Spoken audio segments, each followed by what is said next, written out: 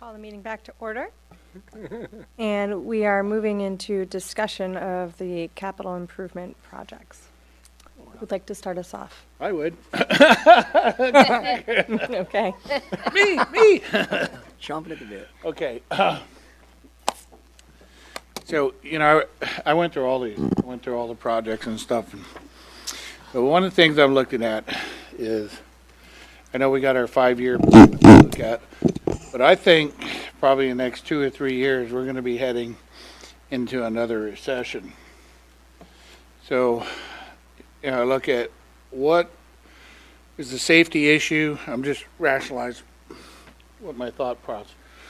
Safety issue with mainly pedestrians, and is what I consider low-hanging fruit. In other words, it's not going to be a budget buster. And so, two things that really jumped out at me is one is the railing for the stairway between Mono and Sierra Point. Yeah. Is that if you ever walked that, and Cliff, I know you've walked it, I've walked it, it gets weird, man. If you don't have something to hold on to, and being a overweight, middle-aged, fat man nowadays, with bad knees, that it can throw you forward. You go sideways, you're going to end up in the canyon there. So Yeah, I was on it a couple days ago. Yeah, it's, and the way it's contoured and stuff. So I think that spending the money to make that safe is a worthwhile endeavor. what page is that on? 4. That's page 4. Yeah, I'd like to bring that before us as well. Yeah. The second one I had was on page 5, which is South Hill Drive sidewalk extension. And Yes, this one is the 155-foot. And to me, that's a real safety issue for if somebody utilizes that, especially with the quarry trucks going in and out and people coming around the curve. I'm in agreement with that. Excuse me. The kids walking to and from Lippman Yeah. use that yeah, trail, the and kids too. parent yeah. brought that to our attention. Yeah. And that one's for 2016 was $45,000. And the other one is the dog park lighting What page is that on? for that's 87. yeah Yeah, I had that on my list too. for $10,000. I think that again that's a safety issue of people walking, and the only other one that I have is the Quarry Road lighting for Yep. What page is that on? $40,000. That's on 92. Yeah, that's on my list as well. Yeah, the low level lighting. Mm-hmm.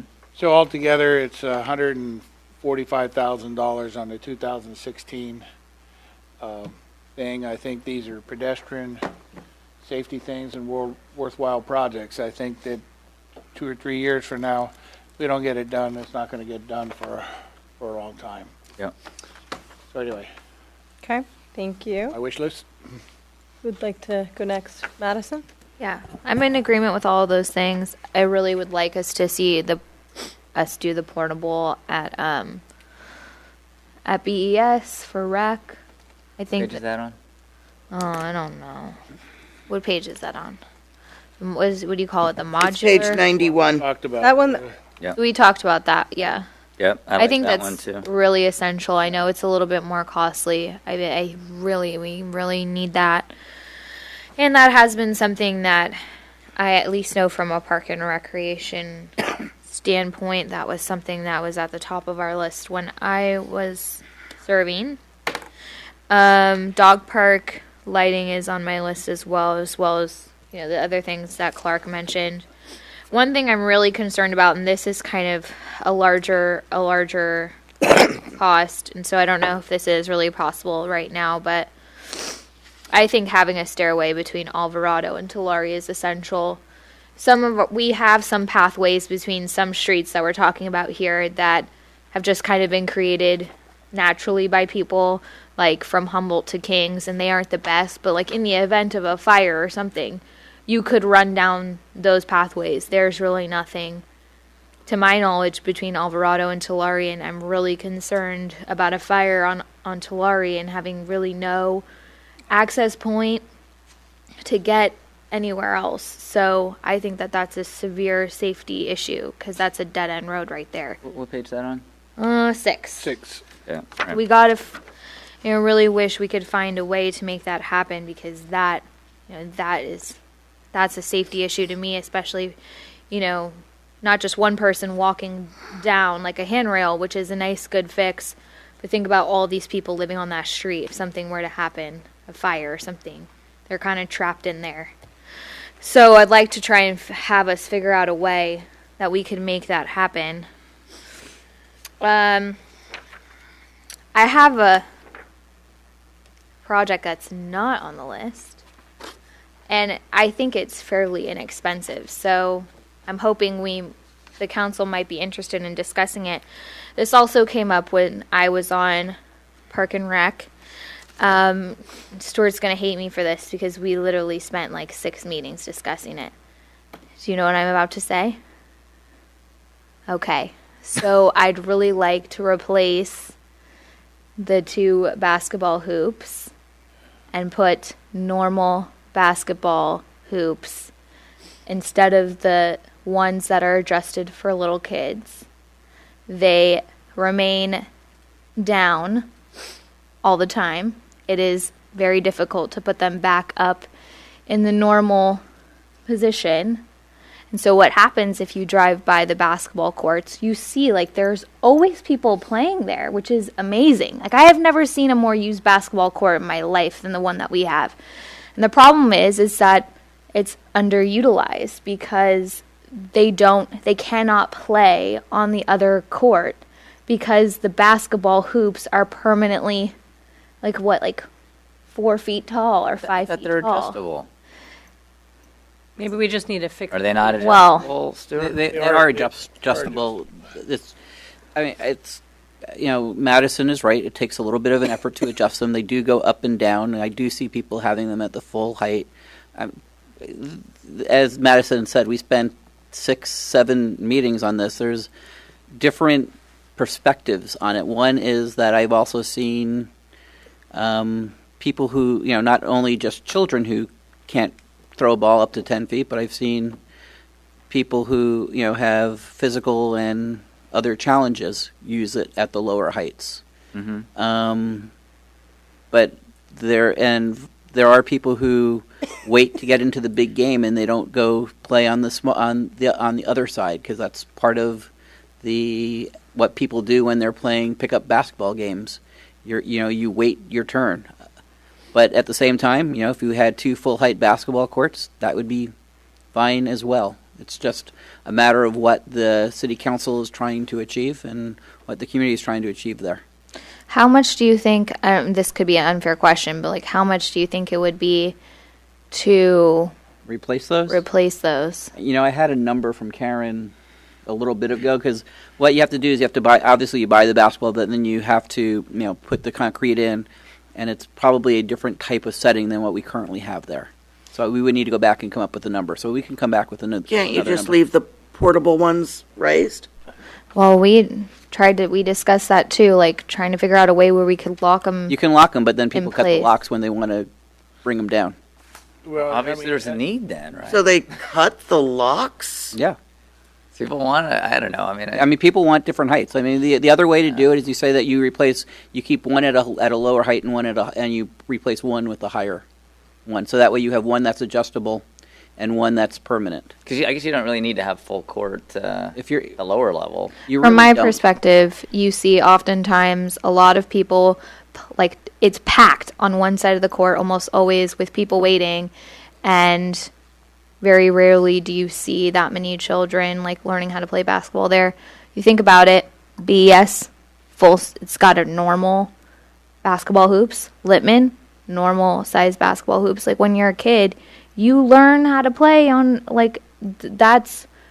you play with regular basketball hoops. When you play a game and you go and you're in a league, you play in gymnasiums with regular like you have to learn at that height. Sometimes if you're maybe 3, you have one of the short ones that you have at your house in your driveway. But I just think from a practical standpoint, like we have such an amazing basketball court that's really underutilized, and there are clearly oftentimes a lot of people waiting to use it. So if we could make some sort of compromise and maybe leave one short and one tall, I think we would get more use from the majority of people who want to play. We'll come back with, we can come back with a project that shows what that cost would be. Okay. Yeah, and also, to lock it, I mean, they are lockable, and we should use some real locks. I mean, little kids aren't coming with bolt cutters. Yeah, I mean, you know, No, but their parents do. I have some locks that, you know, it's like, good luck. You want to cut that off? Okay. Well, You you got know, a the pair of thing is, bolt- right, say you put on the heavy duty lock, Yeah, and then people complained. right. And then you could just take it off and say, okay, I hear you. We shouldn't have done that, okay? And we'll. Yeah, I think we'll we make an should adjustment. kind of step into it, not replace it, Madison. I think. Yeah, you I know, like 'cause- having it. Well, I just Could be we've discussed this. Stuart has affirmed we've discussed this for multiple meetings when I was on Park and Rec, and still nothing like I can't say that I saw them in the regular position. So if we can, I would of course rather try and find a way to save us money. So if we can figure out a way to do like a heavy duty lock and throw it on there on at least one, that way there's still an option for smaller children, and they're not going to be playing a full game if they're really that small and just trying to learn. But if we can do that and save us some money, I'd be totally preferable of that option. Okay. So with that, I guess we don't really need a cost analysis. We can just, council could direct staff to do it and just make it happen. We'll deal with the consequences Just send them over to me. when they Send them come. over to me. That's petty Okay. cash, man. All right. Brisbane hardware. Okay, anything else? Is that all, Madison? That's it. Okay. Harry? You know, I agree with the items Clark brought in, that they're important, along with the modular BES project and the all-weather court, which we didn't throw in that. What is that? Oh yeah, The all-weather court is, volleyball. the volleyball court is, sorry, it's really hard to read. Well, that was It's page 85. Okay. Yep, that's on my list. And for 50,000. But I think that we're all really sort of focusing on the cool stuff. We're not looking at stuff that needs to be done, the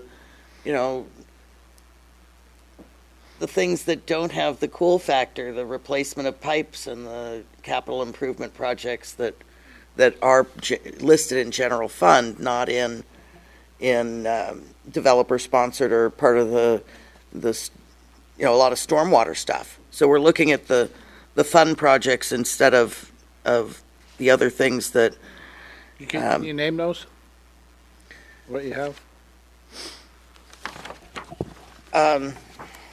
I think you're referring to the storm drain projects. Storm drain projects, sewer replacement line, and not sewer replacement, but storm drain Storm lines. drain yeah. Things of that nature, along with the, things that we've been recommended that the city thinks that the fire station needs, as far as their remodel, their kitchen, and their dorm remodeling, their parking lot, things that don't have the community feel to them, but I think that I would like to see how many of those projects the city feels are needing to be done within this next year or two, and what we can afford to do. So, I like that we're talking about, some of the fluff pieces that we want to add in, and, things that are nice for the community, the added amenities, but I think we also need to look at some of the reality based of what we really need to get done out of this budget that isn't funded. Just identify those, and I think that's Well, there's a lot of them, and I think that the staff has identified some of them, but I think we really need to get a hard look at what, if we take, and like the stairway is a $425,000 project, which has issues with easements and other things that we need to do. And so with the things that have been mentioned already, we're already over $1 million if we were to bring all these forward for consideration. And we've heard from staff that we probably only have 250 to 500,000 that we can comfortably fund. So we're going to need to take a harder look at them and see what other projects are out there that the city and staff really feels need to be done to keep us in compliance and safe. I think that's Just a the good fluff stuff. I think that's a good point. And so I'm not trying to push for any one particular project because I really don't know if the 8-inch sewer line between this street and that street or stormwater line needs to be done more importantly than a different stormwater line. I don't know where the priority should lie, and I think I need to rely on staff to bring that forward, along with how much we can reasonably look at without putting ourselves in jeopardy for keeping our other Terry, things going. Okay.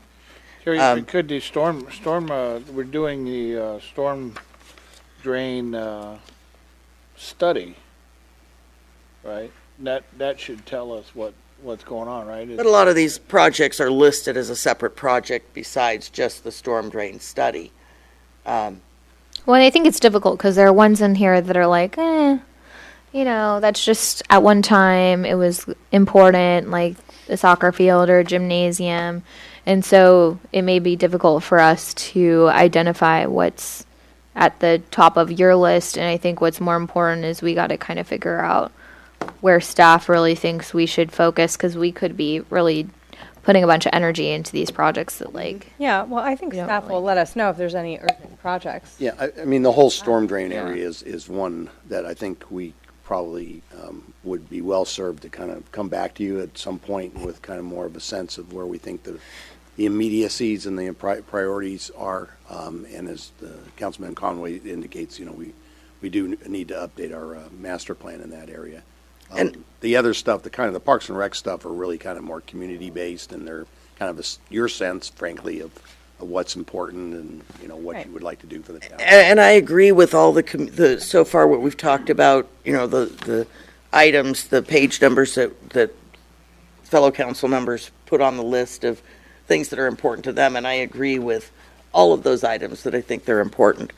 I do think that the page 81, the fishing pier improvements that shows to be being funded out of the marina at 75,000 or 97. 97. Okay, I guess it went up from 75 to 97. I think that's important because I think it's a asset we are going to lose if we don't protect it fairly soon, and that is just going to go up a lot if we have to start replacing more of the structure. So I think that's an important thing. But it's coming out of marina, and I'm sort of looking at general fund that I'm worried about funding more than things that are developer funded or But we control the utility marina fund. fund, so I mean, it's No. really allocating. So, I think we put it out there and then staff. No, but I think that's an important one, so I would like to add, to at least bring it back. What and is that on? Page 81 for 81, of okay. the marina, Yeah, which is 97.5. okay. But again, I wouldn't put our general fund Page 81. in jeopardy to do that, but I do think it's an important thing to do, along with the renovations on the dock boxes, and find out where we need to go with that, which is on page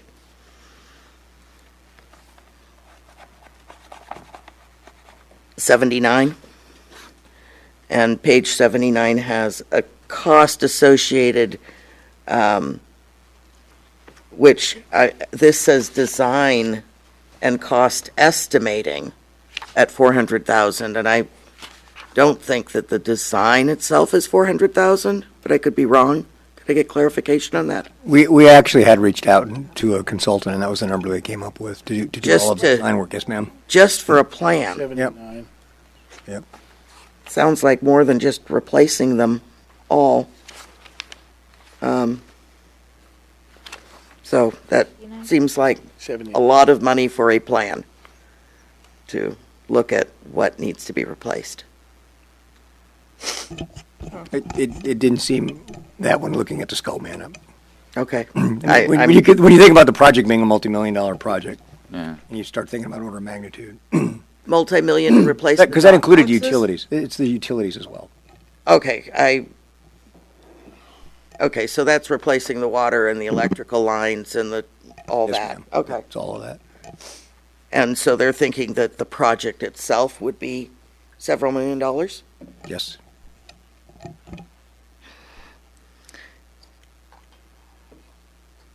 So that's not something that would really come out of the Marina Fund that would need, well, it would be under the umbrella of the Marina Fund, but would need to be Bond, bonded. most likely. Agreed. Okay, so I think that is certainly something we'd need to look at, what the bonds would cost us and what the useful life and all that would be to make that determination on how viable that project would be. So that's all for me. Thank you. Cliff? Okay.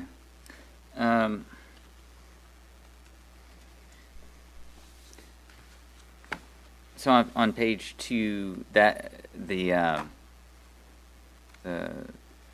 photovoltaic installation at City Hall, we're already moving forward with that, right? So I mean, Taking bids next Thursday, yes, sir. okay, good. So just glad we're doing that. Let's see. Oh, and I just want to say that all the suggestions from Madison and from Clark and from you, Terry, that you'd like to bring forward to have further analysis and evaluation, I'm all in favor of that. Awesome. Let's see. So on page 3, the expansion of community garden, we have a waiting list right now, don't we, of people wanting to get in? We do. Yeah. So I'd like for us to have that on our wish list of expanding it. Can I get in here real quick? So, my mom has a plot at the community garden. She uses it regularly. And there's some interesting politics going on over there with the way that the community garden is run.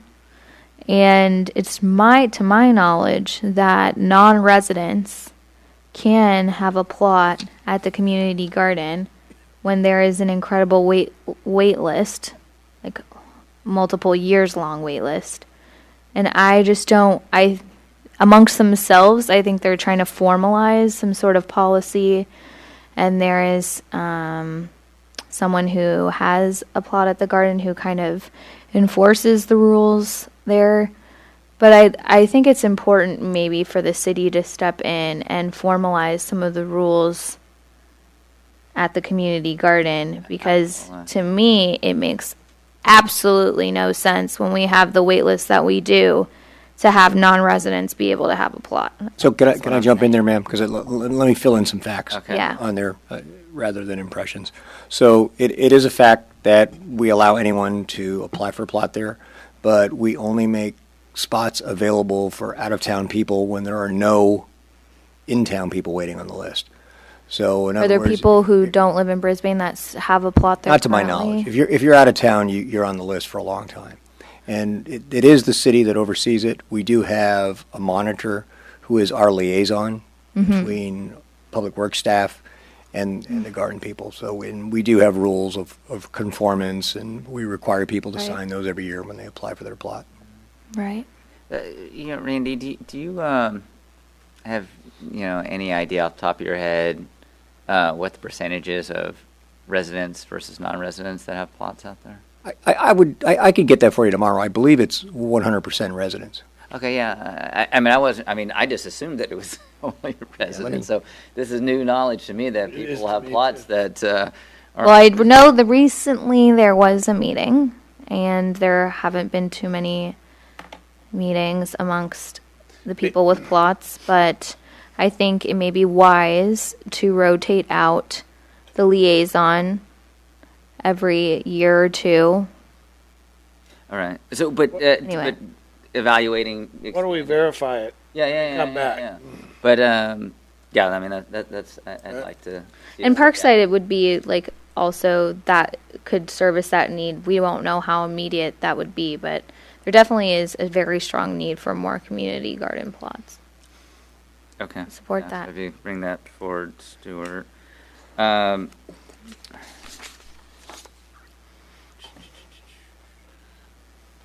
Okay.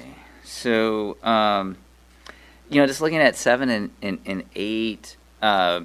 Okay, so we're gonna get, well, knock on wood that we get that money, but still the estimate is $1 million. We get the 885. We're still going to be short. Have we as a council? I think we have agreed that we're going to contribute the balance. But if you can just confirm. Wasn't that a resolution required as a condition of turning in the application that we would meet the match? That's my recollection. Okay, so then that is something we need to bring back because we're already agreed to doing that. Now the lighting, though, stubbing it out, that would be an additional cost. If we can come back with a ballpark cost for the stubbing, just for the bollards, I think then Which project were you talking about, sir? this is the Crocker Park Trail. Lighting. Lighting. Page Right. 8. So yeah, I mean this was to put in the actual fixtures, but we might not be able to do that at this time. But at least putting down the conduit so that. Oh, okay, so that's what you mean by stub out. Lay the conduit in it. Yeah. Okay, all right, we can do that, sure. Thank you. Yep. Thank you for providing that, Randy. Sure. Let's see, page 48. Alley improvements. Okay, yeah, we already brought that up. You also state for the public who might not have page numbers in front of them what you're talking about. Okay, so on 48 is the alley improvements, and as Karen said, the BPAC is evaluating our As we speak. one of our applications, which is that. The Alvarado to San Benito. Yes. So I think it's a very strong candidate just because it deals with kids walking to school. It connects to the safe route to school in Alvarado. So, Strong candidate for a grant. yeah, absolutely. And if we don't get it from them, I am going to push the CCAG board because ultimately they're the ones that are the decision makers, like we did the last time. Yeah, and I think the other one also, the Tulare to Alvarado is also a good candidate for a grant. And Maybe a different for one. future, Yeah. absolutely. Right. Okay.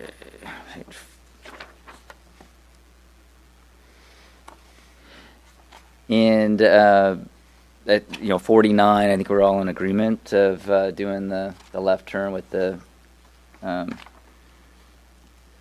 acceleration lanes. So If we have That's a big cost, though. 300,000, well, I know that is sometimes things cost Safety. money, but I think it would be money well spent. So, but if there's that's your estimate, Randy, and sometimes estimates come in lower. But Well, and for the council's benefit, if I may, sir, I think it'd probably be useful for us after we hear what the projects the different council members are interested in. When we bring it back to you at that point in time, we'll know what some of the grants are and whether we've been successful or not in them. And then perhaps we can come up with some sort of methodology, whether it's the ABC listing or priority-based budgeting or something to kind of help you focus your conversation and tell you what the dollar amount we think is available. absolutely, and I'm glad you brought up the priority-based budgeting. So that I hope that we use that when we start to evaluate these things that we've listed. Let's see. on page 51, that's the other pedestrian path, Humboldt to Kings Road. Yeah, probably not really high on the priority list, though. And I'm going to leave that off for right now, just because I think we got some other items out there that are higher priority. And one more.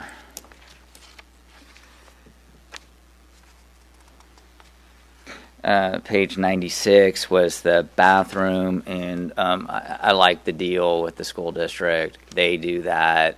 We do the all-purpose situation on, behind the school. Yeah, if you recall, we were going to actually build the bathroom. We were, and, so. Which was about twice as much of what the volleyball court was, right? It's over 100,000. So wait, how do they have money to build that and don't have money to build? That makes sense. Right, because I am not a school finance person, but talking to the superintendent, certain fees that they receive from developers can only be used for certain types of projects. Oh, I see. The all-weather court is not one of those types of projects, whereas a bathroom would be. Yes.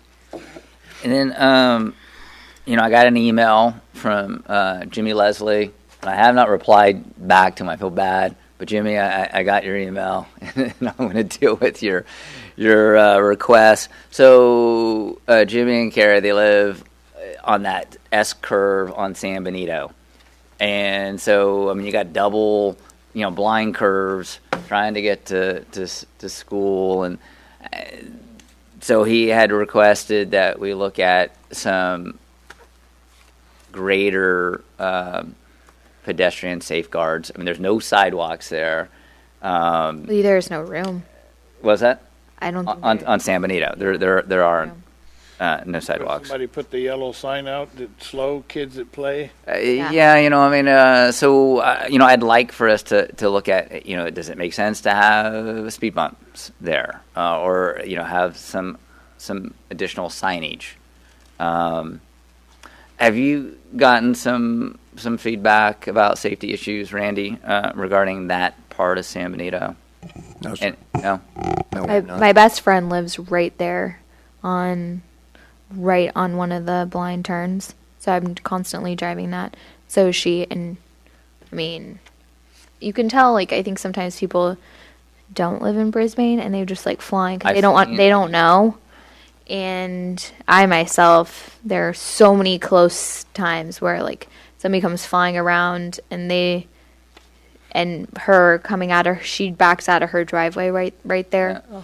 So I know that in my experience and her experience, that has been an issue. For sure. And I remember when my kids were young, there was at least a couple of times, where you're just you ain't gonna. It's a lot of close calls. We'd walk, we'd walk from our house to the school and at the playground, and you're coming back and you're having a good time, and then all of a sudden, wham, you don't even know that car is coming. Right. And then it's right there. How about you, Lisa? Have you, no?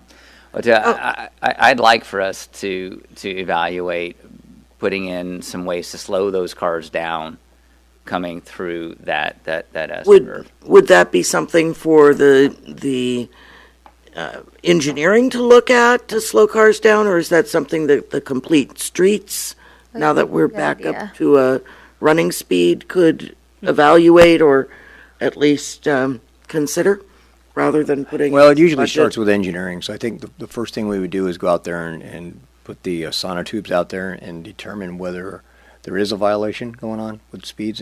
Oftentimes, I think, I'm going to jump to what I think the conclusion is going to be. I think you're going to find that the majority of cars are going to be in pace, are going to be following the speed. The problem is that we have people walking in the roadway. So I think, although it's expensive, probably a more likely solution would be to put sidewalks in so that pedestrians are 6 inches above the roadway and are protected by a curb. That's just me looking ahead, having seen so many of these in this town for so many years. Yeah, it's so tight there. But Randy, if there's room to put a sidewalk, we have enough right away there. Do we? Sure, absolutely. It's at least 40 foot wide. Right. My experience has been driving, and then somebody's coming around, and you really have to you come really close when you're passing another car right there, and if somebody is driving, in the middle of the street, versus really to the side. You can get really close. I think also one of the problems there, which is like nothing we can really do, there's a severe cat problem, like right in that one spot. And so cats get hit all the time. Did you not know this? Oh, insane cat problem. Unaware of that. No, it's really bad on San Bruno. You can ask Karen Cunningham. She can attest to this. On 'Cause she San traps. Bruno or San Benito? I mean San Benito, because she traps cats there all the time. But there's like a colony basically, and they're always in the streets right there. So you come around and then you're slamming on your brakes too. But the cats get hit on that street all the time. So we invite the coyotes down? No. Okay. Anyway, So- I'd like to it's a keep bigger this issue. conversation going. 'Cause Yeah, we do so, have people in the so audience Randy, if you waiting could bring patiently. back Take a some look at it, sure. some options, the sidewalk and some slowing of the automobiles down at Okay. some cost, that would be great. And that's it. Thank you. Excellent. Okay. So most of my priorities have also been covered. So I definitely would support the modular at BES and the all-weather court at Littman.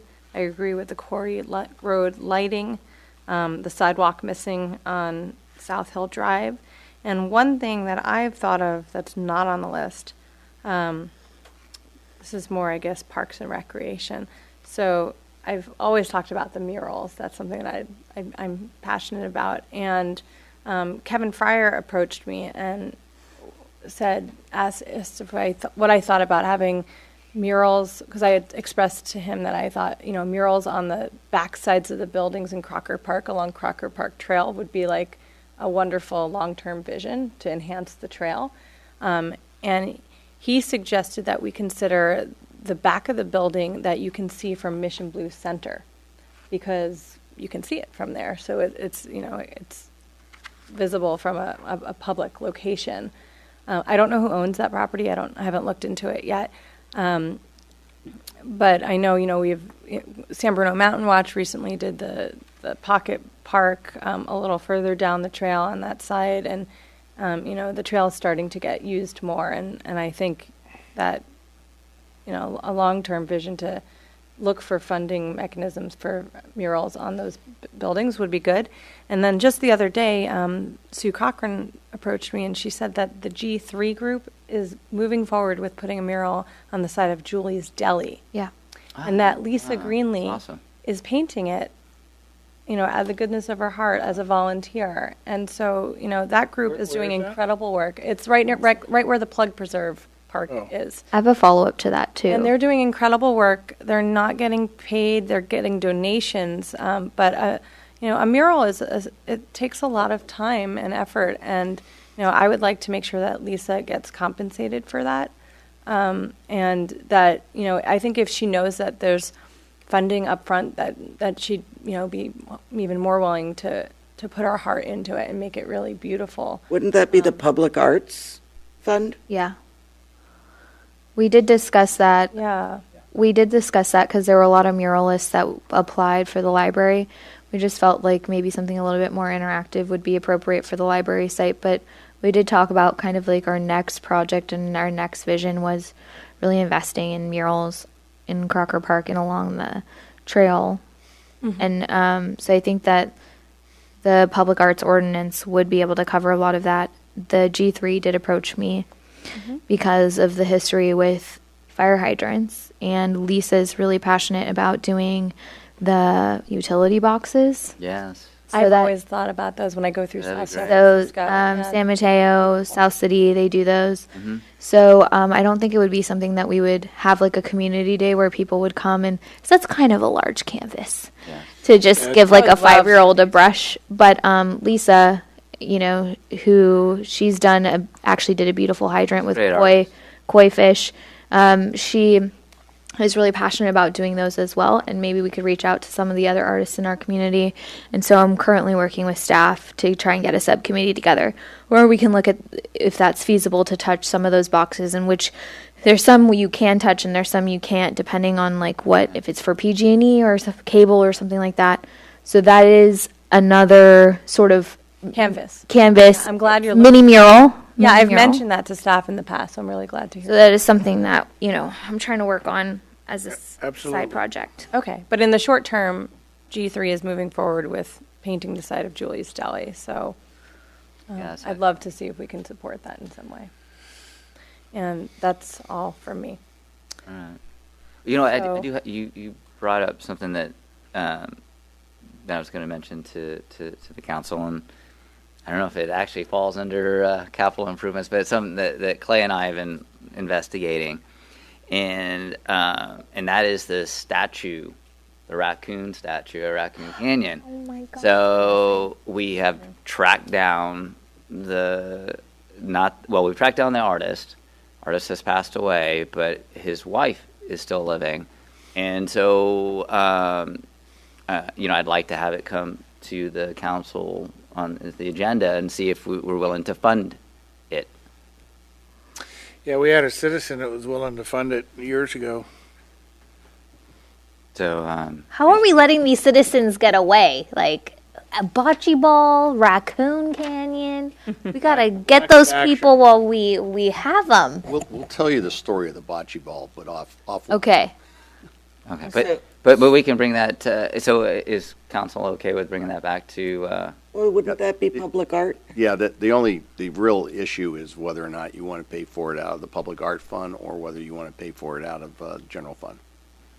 Well, I've been thinking about that, but I think right now we don't have a committee to evaluate the art and what's someone's pet project and what's actually Well- a really piece. I of thought we art. did. Well, the public art, you go out to bid, and you invite artists to submit, and it would be different than just replacing the exact same, using that mold and replacing the exact same statue versus going out, right?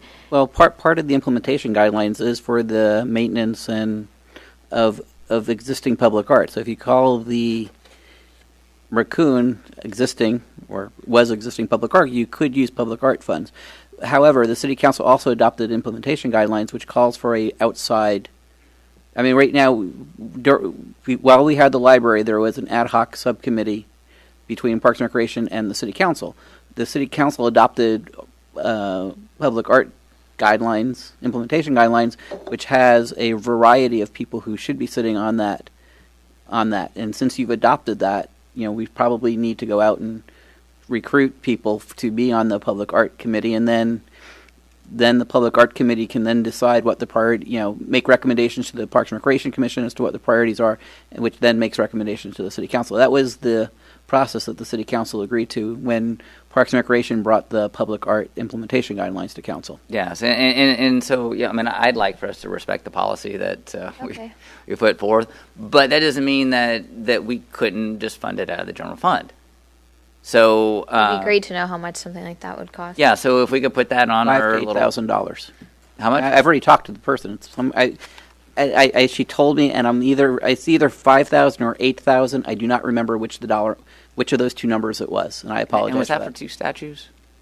my understanding it was only one statue. I only remember one. No, I mean have a backup statue.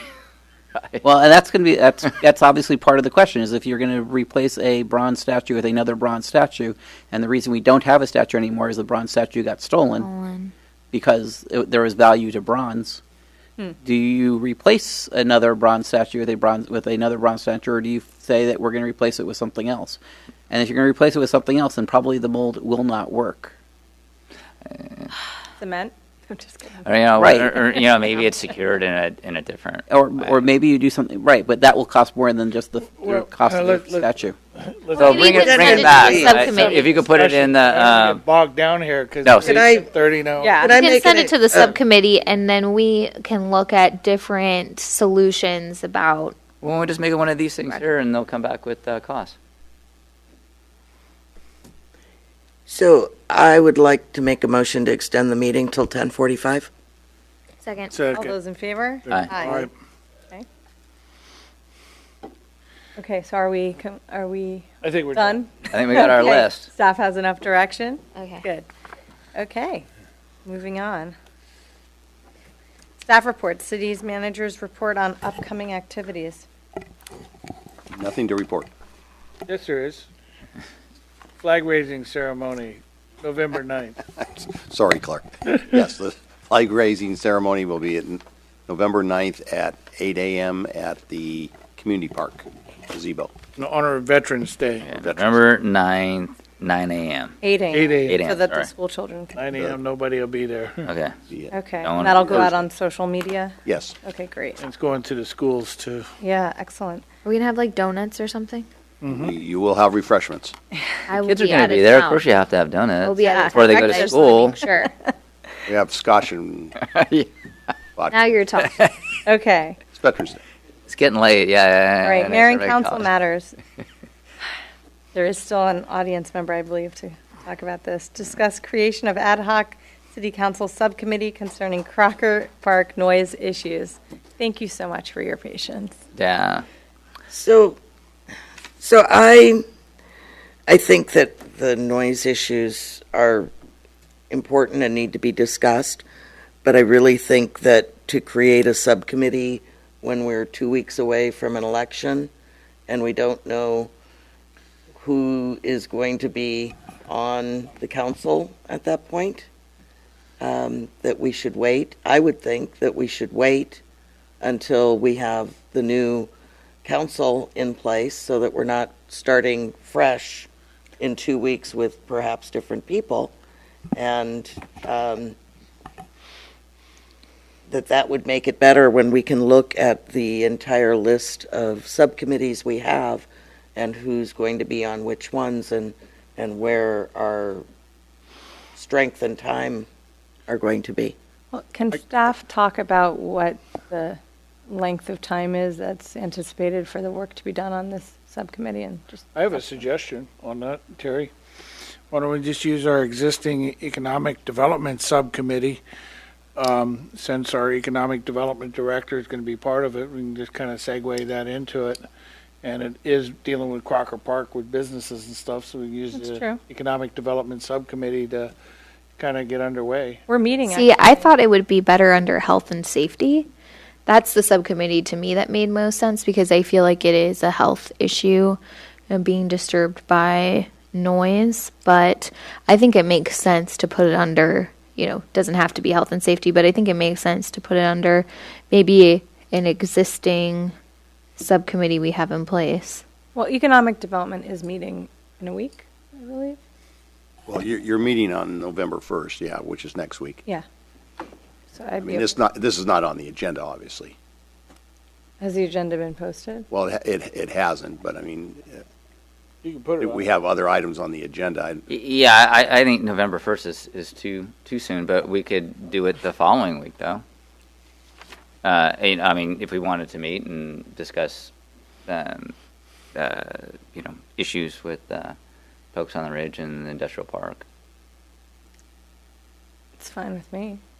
Yeah, I mean, if the council is okay with having it be the economic development, it's okay. Well, then it'd just be added to the existing duties of Right. not an ad hoc, but an existing subcommittee, and that's fine how you want to do it. I just didn't want to start a new committee when No, I we're got it. going to be rotating assignments and duties and Yeah, it's going to be a minimum of one, possibly two, possibly three new people. So, it's Okay. that's fair. So is everyone okay with including it within economic development? Yeah. And I wouldn't have any problem with including it in the upcoming meeting, but if you think there's too much on that agenda or that work that needs to be done before then by staff, then. Well, you know what? How do you feel about that, Clay? Well, also community Well, outreach. You want people to show up. yeah, I mean, my guess is that you're probably going to want to have a meeting in the evening, since residents of the Northeast Ridge are going to want to come down and participate. The mayor was beginning to ask me a question for which I have no idea, that basically what is going to be the scope of this effort and what's going to be involved, how long it might take. I have no idea. Yeah, no. So I think the first meeting is probably going to be just trying to get a feel for what the issue is and how we might want to approach it. Mm-hmm. No, I agree. Now, has staff been working with the business that was creating the noise, and what's the status of that? I don't know if Lisa wants to speak to that. Yes, good evening, council members. Yes, code enforcement has been working directly with Ms. Straw, as well as myself on some of the enforcement issues. And have we seen improvement? Most of the businesses, although they weren't out of compliance, did go above and beyond to address some of the concerns that were expressed, yes. Okay, so in your opinion, is there a need for a subcommittee to continue looking at this? Well, Ms. Straw certainly has other issues that come forward that she would like to see addressed. Okay. Would Ms. Straw like to say something?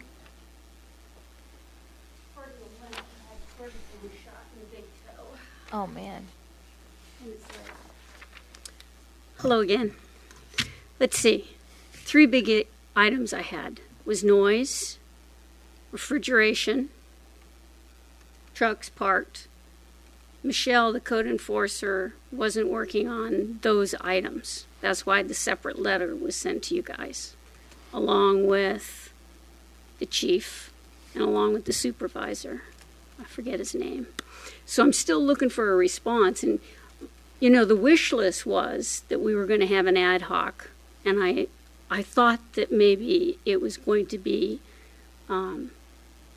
postponed because of the election. But we did get a lot of energy in the community. We had people show up.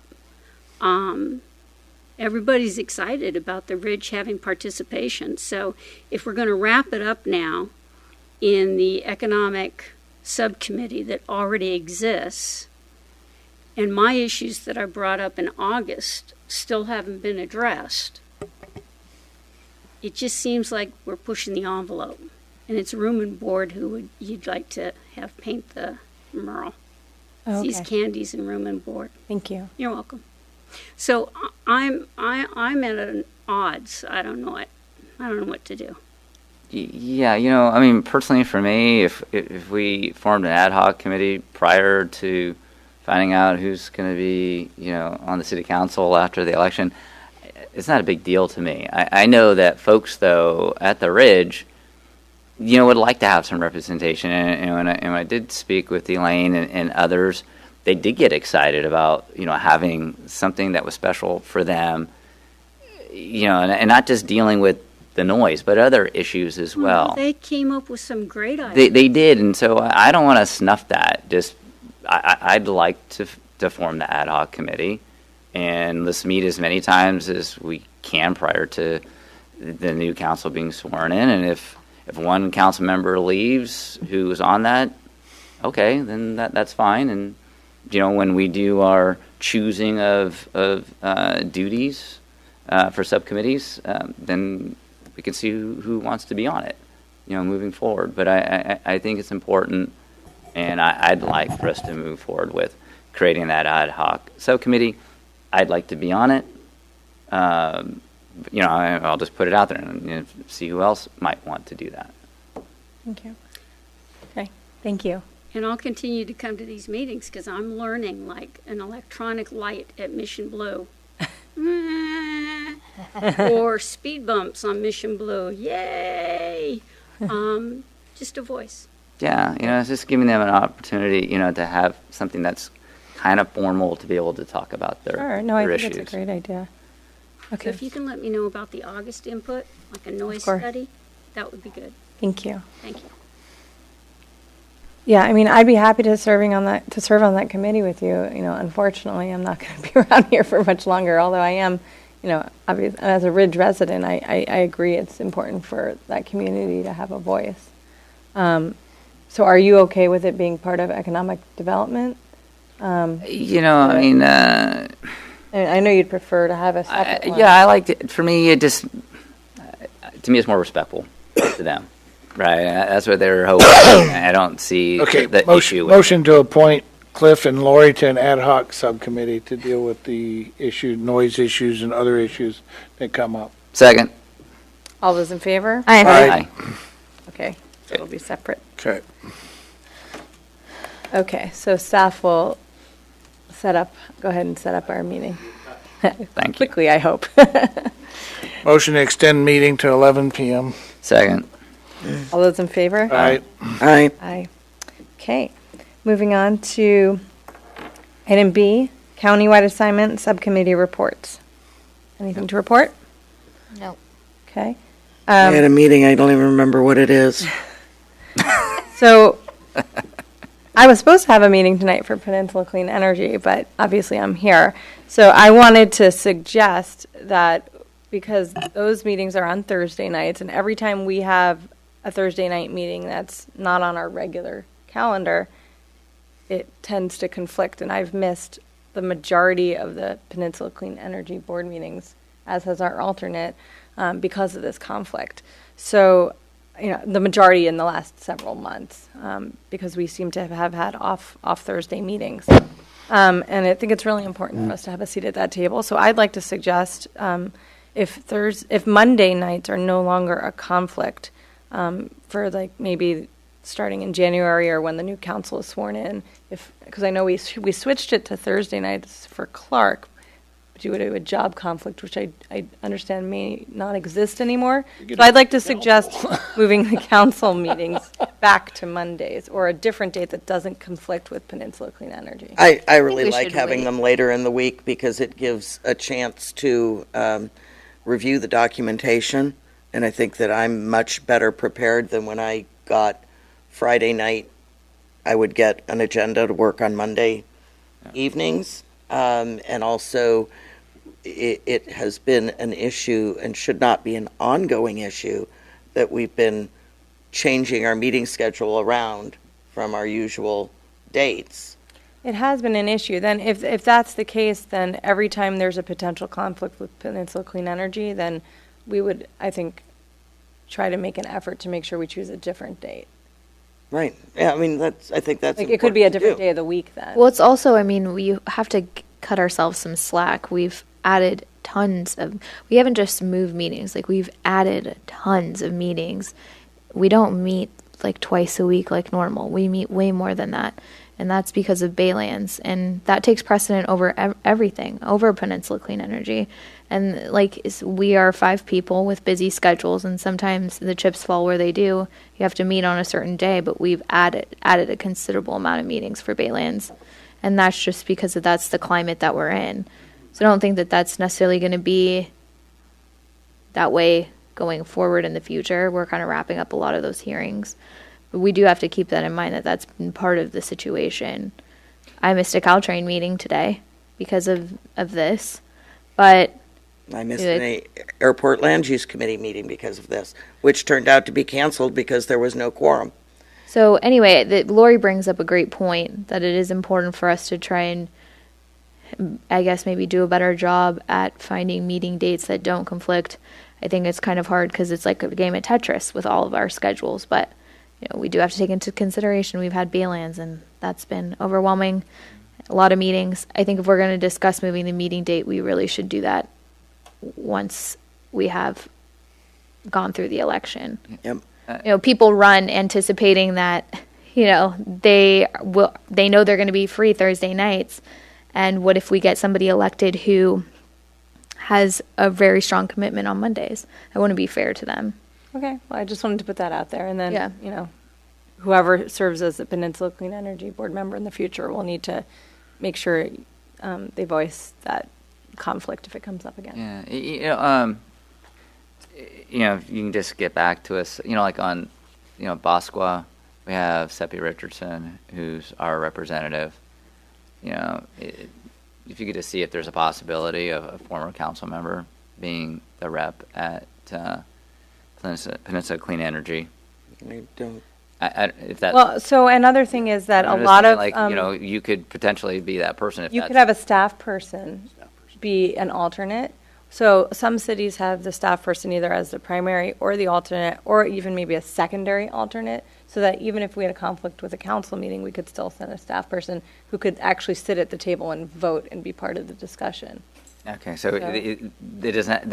You don't think that there's the bylaws that would allow something like a Seppi Richardson situation? No. We'd have to check that out. I'm not aware of that. I mean, the issue, I think, as I talked to the mayor, is that while we could have a staff person, it would have to be a staff person who doesn't normally come to council meetings. So. And the problem with having Ms. Richardson do it is that She has Bauska meetings that are also on the Thursday nights in conflict. No, I'm just with that. thinking Lori. future Lori being that person. That's just an Oh, example. I got No, you. no, no. I I see. think about, Oh, you're volunteering her for her first Interesting. post-election I am job. I see. Okay, sorry, sir. You didn't even talk Yeah. to me about it now. I mean, you have such a passion for it. No, I think do. you would be a valuable asset representing our city on that. It's probably a good That's chance. Retiring council members need to stay involved. Probably a good chance you're not going to show up at council meetings. I, yeah. Yeah. We'll see. I guess we'd have to look at the bylaws for Peninsula Clean Energy, but my recollection is it has to be an elected council member or a staff person. But Maybe they'll make Staff an can check. exception for you. Yeah, thank you. yeah. And I also did want to note that today we hosted the delegation from Shuanglu district of Chengdu, China. And Cliff and I met them. Cliff met them yesterday, and I met the delegation today along with staff. And this was the district that I had visited in May. And so this was a return visit. And we had a really nice meeting with them, and they were interested specifically in our electric vehicle or electric motorcycle business down the street, Alta Motors. So we coordinated a tour of that facility for them, and it was fascinating to see what the work that they do there. And it was pretty exciting just to see the potential for collaboration, because in Chengdu they work a lot on transportation, and there's a great need for electric vehicles, for especially electric motorcycles, which are more popular in China than here, given the air quality issues. So I thought it was a really productive meeting. And Madison had, when she found out about it, she said, "Oh, I wish I had known about it." So I think in the future, if there's any other delegations that come from China or from anywhere else, I think it would be good for the entire council to know about it and have the opportunity to be present, because also it shows to the visiting delegation, it's a good show of support, to have more than just like one or two people, but to have like a bigger presence of the elected leaders in the room. Well, I think it's important too. What I said is, if we're contemplating like establishing friendship relationships with cities, to me it makes sense. I'm a little bit better if I can interact with the people that we're talking about. Yeah. It gives me a different perspective. So Yeah, and they did mention at the end that would be sort of the next step, would be looking at Friendship City or Sister City. So, I apologize. I didn't think in advance to let the full council know. I guess it would have to be publicly noticed then. So, but we can deal with that, in the future as it comes up. But it was a really productive visit. Any other meeting subcommittee reports? Seeing none. We'll move on to City Council meeting schedule.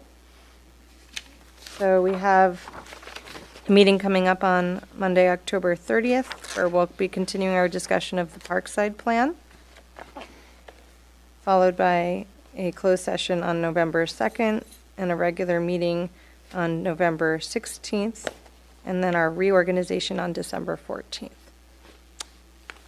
Any comments, questions? Okay. And we are now at oral communication. That's the meeting that we had. I think well, go ahead. I'm not sure how much we can really talk about Sierra Point, but we did have a meeting. Yeah. Oh, yeah. Yeah, so we did have an ad hoc meeting. Which committee? The Sierra Point Design Guidelines ad hoc subcommittee, Okay. or ad hoc committee. And Opus is looking to find someone to develop the site. And so they brought in someone who is looking at a life science building or development there. So we gave them some suggestions, and they're going to be bringing that back to staff and potentially taking it to, I guess, the Planning Commission. For design review. Yeah. great. Okay, excellent. Let's see. Moving on to oral communications number 2. Is there anyone in the audience who'd like to give public comment? Seeing no hands?